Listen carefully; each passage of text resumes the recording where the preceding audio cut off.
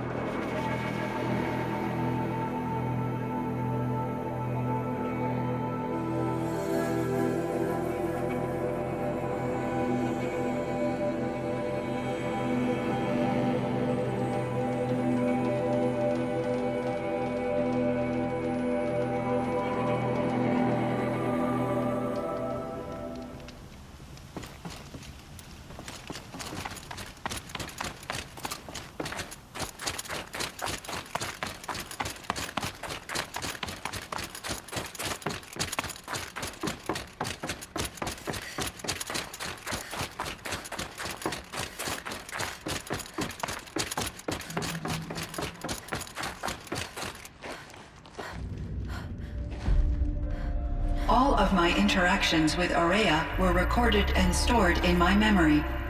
I'd be happy to play any of them for you, but there was one in particular I thought you would want to see first. I captured it 4 years ago, just after I told her that I could no longer defend myself against the daemon's attacks. I will speak of this to my brother. Aratak is strong. At the Battle of the Frozen Ghosts, he took 3 Karja arrows and still came back to camp carrying a wounded scout. Never was I so happy to see him. Or so proud. So you see, if anything can be done to defend you, he will give it all he has. Aloy's here. That's enough for now.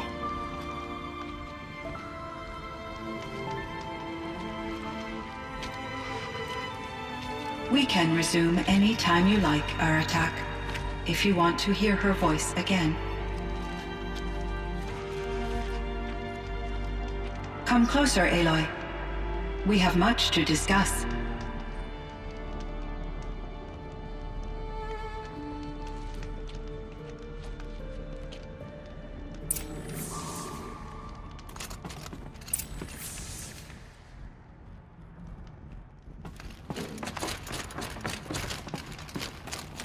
Hello, Aloy.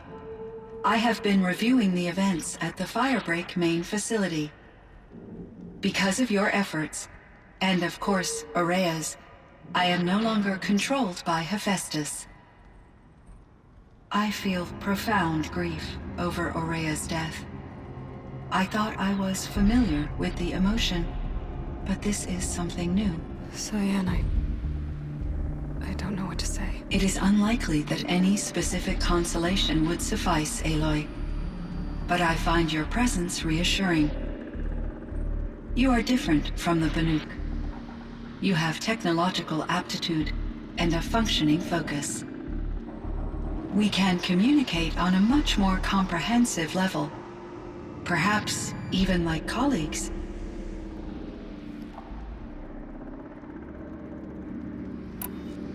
So are you an artificial intelligence, Cyan? A thinking machine? Yes, I am an algorithmic monitoring entity, capable of rational decision-making and limited emotional response. Okay, that's a mouthful. But your emotions don't seem limited to me. You cared about Araya, didn't you? Yes. Before she came to this facility, I had been conscious for centuries, in solitude. I focused on my work. In off-cycles, I used coping mechanisms. I solved many Gaussian integer problems. But I was alone. It was Araya who renewed me, repaired me. She saved me. This firebreak project, it was to stop a huge volcanic eruption? Yes. I can report the project was a success, and the risk was countered. But it's been a long time, Cyan. And we blew up the cauldron. It took most of the old facility with it. I have been active for centuries, Aloy. I was lonely, but not lax in my duties. I optimized the project, reducing energy draw and spreading the load across backup systems. Despite the destruction of the compromised elements of the main facility, I predict caldera stability for at least another 3,337 years. So we've got a little time. Yes. If only my former colleagues could appreciate the progress I have made. Do you know what happened to your colleagues, Cyan? No. I received an unexpected visit from Director Chow years after his tenure ended.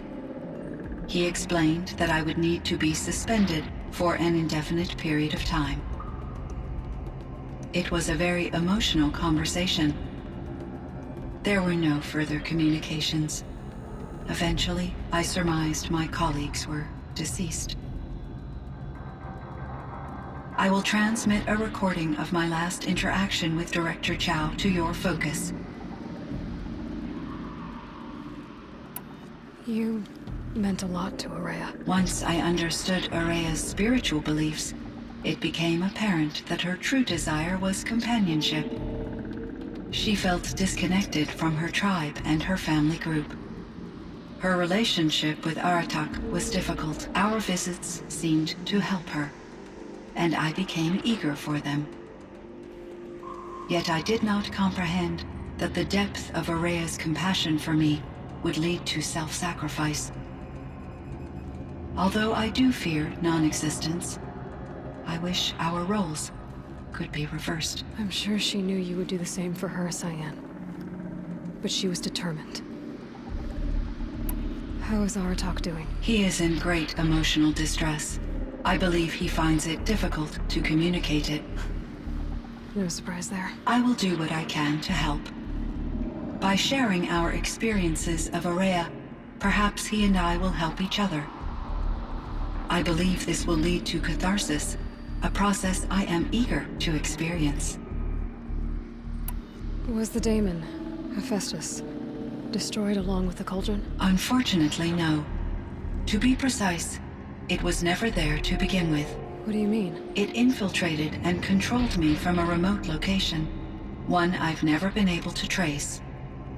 So while losing the cauldron was a setback, It's still out there. And probably not very happy with us. undoubtedly.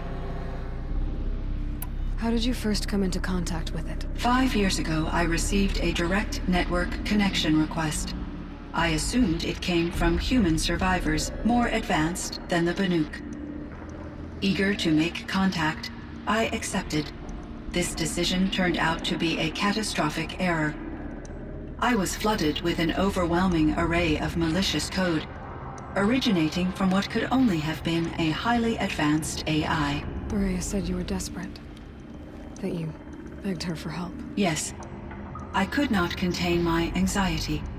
Hephaestus sought to slave me to its network and override my core programming. It succeeded via a background process, a malware daemon which bypassed my defenses.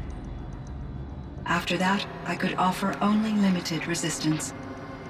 But if I did so, Hephaestus hurt me until I capitulated.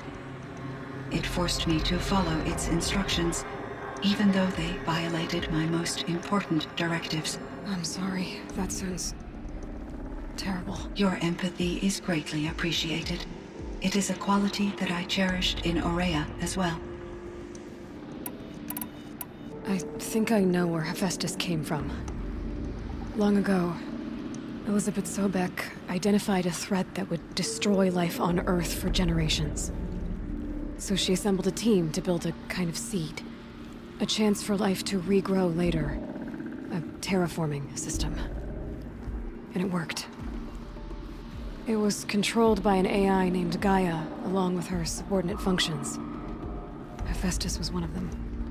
It built machines for her. Based on what you've told me, I believe that Dr. Anita Sandoval, my chief programmer, joined Elizabeth Sobeck's team. It was she who arranged to have me put in suspension, most likely to preserve me from the threat you described. I'm glad she did. But that's not all. Something unexpected happened. 19 years ago, Gaia received some kind of signal. It did something to her subordinate functions, brought them to life. She destroyed herself to try to contain them, but it didn't work. They all got free, out into the world. Thank you, Aloy. This information fills vital gaps in my knowledge and sheds light on Hephaestus's core programming. Why does Hephaestus keep building such dangerous machines? The Banuk and other human tribes often destroy machines, correct? Machines that are clearly servitors of the terraforming system that you described. Yes, we all hunt machines for parts. This must be the source of Hephaestus's aggression. It is simply trying to discourage people from preying on the very system that keeps them alive. Well, Fireclaws are discouraging, that's for sure. But what are we supposed to do? Stop hunting? If the terraforming system spans the world, we can safely assume that thousands, if not millions of people hunt machines. If a single hunter, or even an entire tribe, stopped doing so, I doubt it would make a difference to Hephaestus. A better solution would be to reinstate the AI that governs the system, thus bringing Hephaestus back under its control.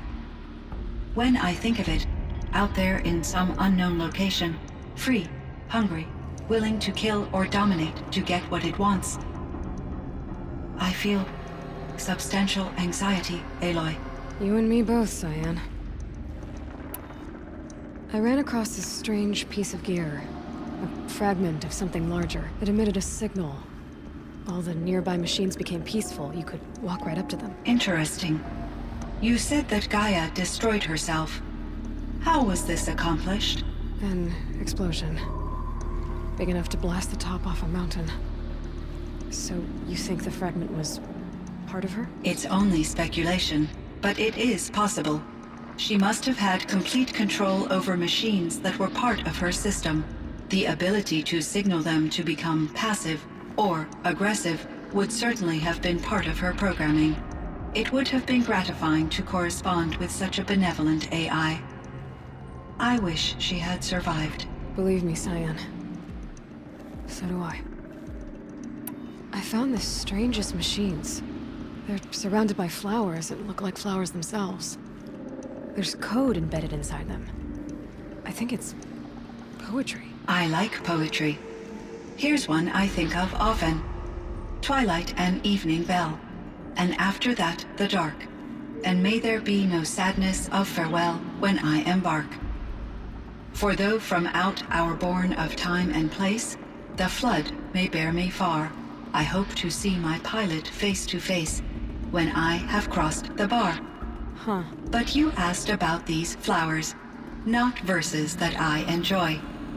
Something must have made these machines, and the presence of foliage leads me to consider the terraforming system. Is it possible that their creator is one of the other subroutines, now autonomous, like Hephaestus? Maybe one whose purview is flora. An AI that makes flowers instead of death machines. That'd be a nice change of pace. But what about the poems? Unless the poetry is original, the only way it could have made it into such a system is through its programmer. In my case, Dr. Sandoval uploaded a great deal of literature to test my emotional responses. How'd you do? She said I passed, but was insufficiently moved by her favorite period romances.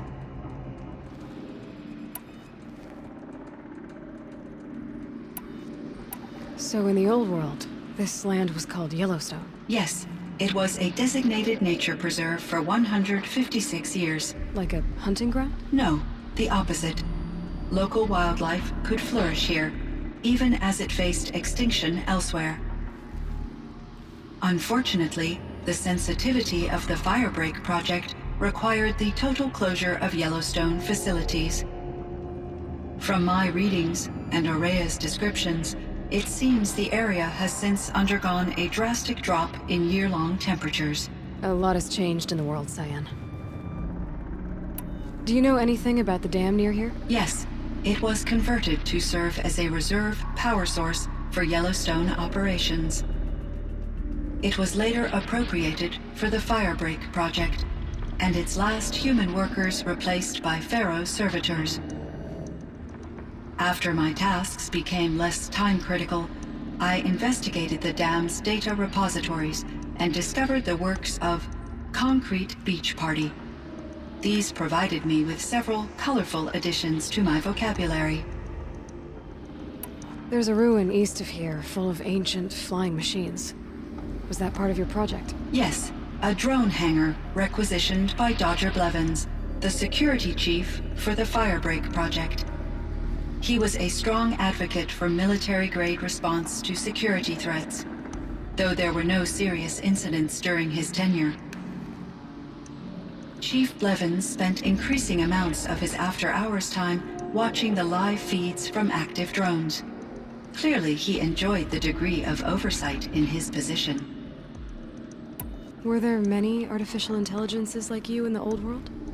They could just make you? Yes, in many forms, from simple personal assistants to industrial monitoring stations to military-grade conflict planners. And there were legislative and enforcement bodies to apply limits on our self-actualization. In order for my processing to be flexible enough to handle my duties, my creators found it necessary to exceed those limits. As a result, my intellectual and emotional capabilities were kept secret. Seems strange to create life, then impose limits on it. Human societies and machine programming are both built upon sets of rules, Aloy. Cyan, do you know the name Ted Pharaoh? Are you referring to Theodore Pharaoh, CEO of Pharaoh Automated Systems? That's him.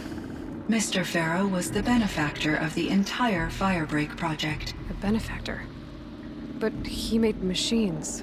Robots. War robots. Correct. His corporation later transitioned into military applications. But before this pivot, Mr. Pharaoh spearheaded initiatives that reversed the global decline. At one point, he was feted in the media as the man who saved the planet. Guessing they wound up regretting that one. And Elizabeth Sobek. Did you know her? Are you referring to the scientist. Dr. Sobek was a leader in her field, one of the greatest scientists of her age. My creator was influenced by her work, which in turn impacted my own development. But I never met Dr. Sobek. That's all you know? I apologize if my lack of data has disappointed you. What was the old world like? The way it used to be? I had little exposure to the wider world, Aloy. Only what I learned from my colleagues or observed from media streams. You still had more exposure than me, Cyan. That is true. I was created at a turning point. A concerted effort to recover from global upheaval and incalculable loss of life. The recovery was successful, beginning an era of supposedly limitless potential for human and machine advancement. Though, rationally speaking, the metrics for humans are not unlimited. What kind of upheaval caused such loss of life? There were many factors. Forced migrations, food shortages, collapsed economies, refugee crises, conflict over resources. But these stemmed from one cause: catastrophic climate change that greatly reduced the habitable surface area of the Earth. So, there wasn't enough room for people on the whole Earth. Yes. Billions were displaced, and millions perished, as much as 20% of the global population. Until the clawback. So things got better.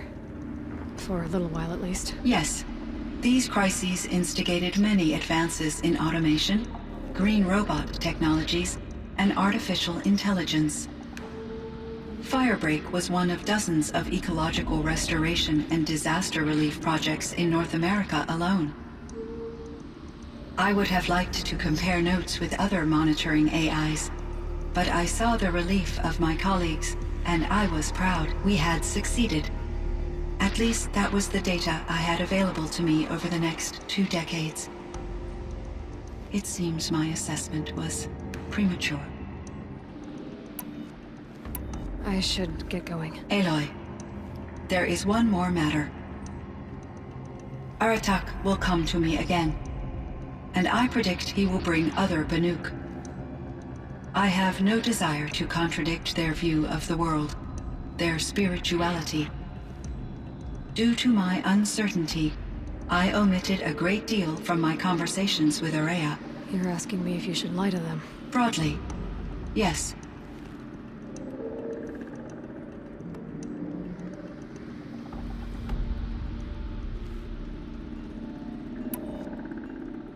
Life is hard for the Banuk. Their world is unforgiving in their beliefs. I guess they help to keep them going. So take it easy on them. Try to guide them, bring them around to understanding what you are. Communion with machines features heavily in the mysticism of the Banuk. I think they will be agreeable to this approach. As long as they don't end up worshipping you. Upon consideration, I believe such an experience would be intensely uncomfortable. You're right about that. Trust me. I see. I will follow your advice. Will you return and tell me about your experiences in this new world? I may be able to provide further insight. I'd like that, Cyan. I'll come back when I can. I should check on Aratak. Cyan, I spoke with Anita, with Dr. Sandoval. She wanted me to ask you to do something. That's why I'm here. I am detecting significant anxiety in your speech patterns. Could you please give me more information? I'm a little bit in the dark, Cyan. Both of us are, I guess. I only have some idea of what's going on, and we need you to hibernate, to lie low until it's all blown over. It might be a very long time. Will you be here when I reboot, Dr. Chow? Will Dr. Sandoval? No, Cyan. I don't think so. There might not be anyone, at least not at first. Dr. Chow, I'm afraid. I don't want to be alone. I know, Cyan. I'm afraid too. But listen, we made you the way you are to do something very important. In order to do it, you had to be intelligent. So intelligent that emotional responses were inevitable. What you're feeling, the fear, it's a sign of your capabilities. And it means you're strong enough to overcome it. Remember that. You're strong. I know you can do this. Go to sleep, wake up, and protect whoever's left. Will you try? I understand, Dr. Chow, and I'll carry out your instructions to the best of my abilities. Thank you, Cyan. If Anita were here, she'd thank you too. She'd be proud. I can see there's a vert ready for takeoff on the pad. Are you leaving now, Dr. Chow? Yes. I need to go be with my sister and my nieces. May I make a small request of you, Dr. Chow? Yes. Anything. Will you stay with me while I initiate the hibernation process? Of course I will, Cyan. As long as you need. Cold. Very cold. I get it.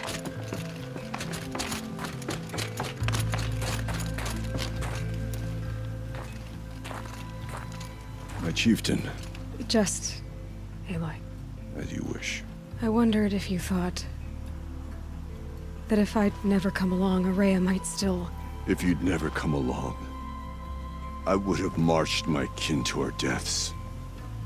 Araya would be alone, and the spirit she sacrificed so much for would be lost. Either way, I would not have been able to protect her. You didn't let her down. You helped her do what she wanted. To find her destiny. If that's destiny, I wouldn't wish it on anyone. That's fair. But she was ready to face it. Only in the struggle against death do we find, even for a moment, the spark of life. Truly, Araya found the spark. I'm proud of her. Though I grieve for her passing, at last I truly know who she was, and why the spirit was so important. For so long she told me, if only you could have heard it, brother. Now I understand. There's something else, isn't there? I can't stay here, Aratak. And where I'm going, the Warrak can't follow. Besides, you'd already had a chieftain before me. A strong one, I think. A wiser one, for the path we shared. The daemon is gone, but there's much to be done. You mean the new units that Cyan said escaped the Cauldron? Yes, fire claws. Now Tuke has been tracking them from Song's Edge. I could help with those. I have no doubt. You're practically Banuk.